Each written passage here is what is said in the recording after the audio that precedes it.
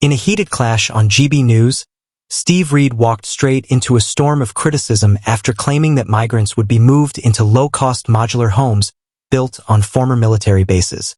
But journalist Ellie Costello wasn't about to let him slide. She hit him with a rapid-fire round of questions that left no room to breathe.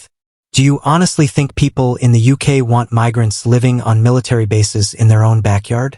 Is that your big solution? Is that really the best idea you've come up with?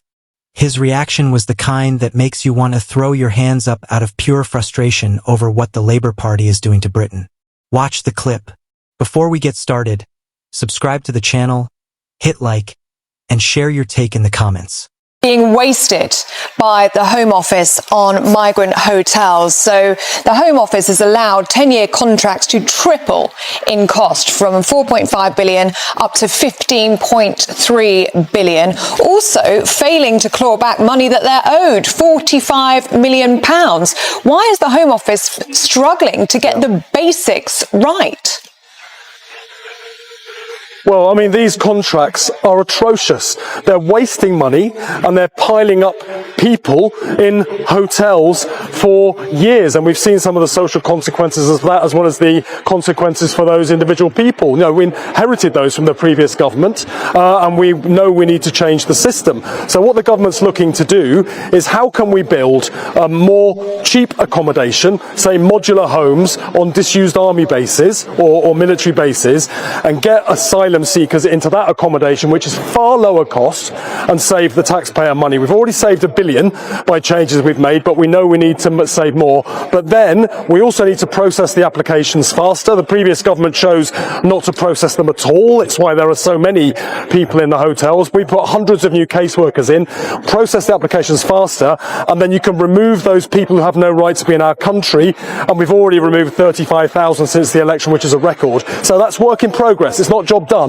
We've saved £1 billion, but we know we need to end the use of asylum hotels, and we will do it well within the lifetime of this Parliament. We're looking at military bases as a means to get that done more quickly.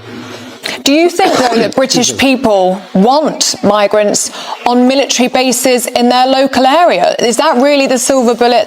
Is that the best you've got? No, absolutely not. No, the British people want people who have no right to be here removed quickly. And the point of increasing the number of caseworkers and then doing a one-in, one-out deal with France is so that we can identify those individuals and then remove them. We're already removing a record number, 35,000 since the election, but we know we need to go further.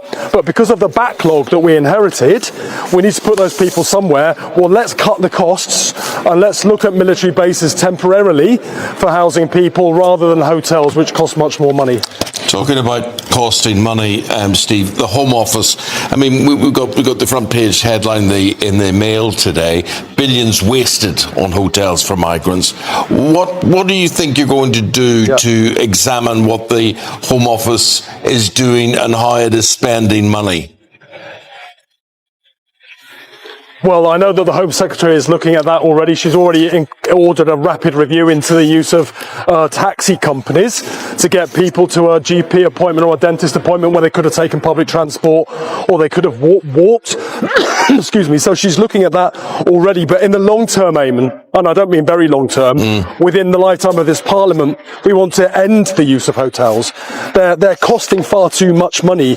There are people making an awful lot of money out of failings in the way that those contracts were drawn up by the previous government. If we can build modular accommodation quickly on disused military bases, we can cut the cost, but then we need to process the applications faster, and that's why we've recruited hundreds more caseworkers, so that those who have no right to be in the country can be removed. And that is the tough approach that the public want to see.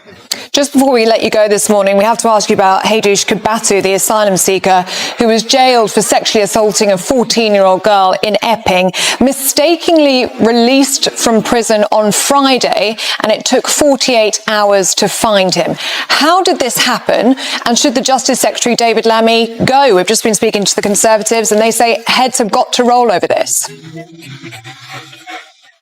Well, it's unbelievable, first of all. Unbelievable that this could have happened. I was as shocked as everyone else when I saw the alert come up on my phone over the weekend. Hard to believe this could have happened. And yet we know we've got a broken justice system. I hear what you say the Conservatives have said, but they broke the criminal justice system. Remember, they ran out of prison places, so there was nowhere to put people that got a custodial sentence. They sacked a third of the people working in that service. And when you break a system, then problems happen like the one we've seen. But the with Justice Secretary, we're talking David about the Lammy, here will and be speaking now. in the Commons behind me. We're talking about the here and now. This happened under your watch. How could you let such a high-profile prisoner who has sexually assaulted a 14-year-old girl out by mistake? Yep. Yes, catastrophic. So David Lammy will be answering questions in the Commons behind me today, and he will be announcing the new checks that would be put in place to make sure this kind of thing cannot happen again. It's unacceptable.